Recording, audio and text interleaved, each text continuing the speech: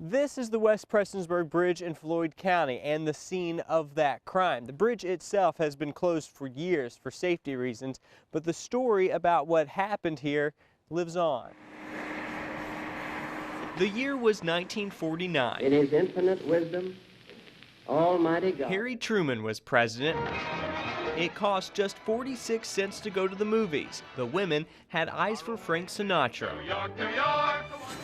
And in the small eastern Kentucky town of Prestonsburg, Muriel Baldridge turned 17. Every boy wanted to date her and every girl wanted to be her. But her young life would also come to a tragic end that year. It's still one of Kentucky's most notorious unsolved murders. In the pages of his new book, Murder in the Mountains, here is a very rare picture. Scott County author Michael Crisp dives deep in the case. For years, it dominated the headlines. On the night of June 27, 1949, Muriel and three friends were walking home from a carnival.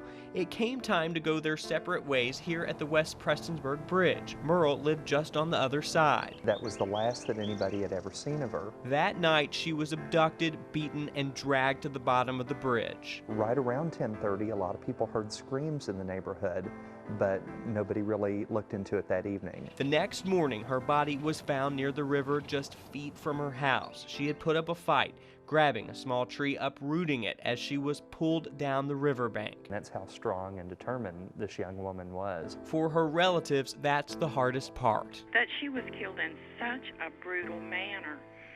There were 5 fatal wounds to her head. That signaled someone who knew her and perhaps had a grudge against her. First, a carnival worker named Bill Gamble would be charged, but later released after a recanted confession.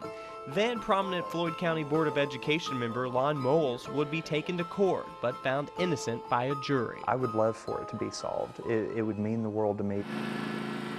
So little is left, though. Most of the people are gone. Records are missing, and much of the evidence, like Muriel's dress, was burned by the family. Too painful to keep. Naturally, the whole family was just torn to pieces. But now they go back to that day in 1949, all for the girl who will always be 17. If at least the case can't be solved, Muriel gets to live again through this book. So exactly what will it take to solve this crime? New information, a new tip, something like that, that is for sure. And Kentucky State Police say they are ready should that information surface. Covering the news in Floyd County, Adam Baker, LEX 18 News.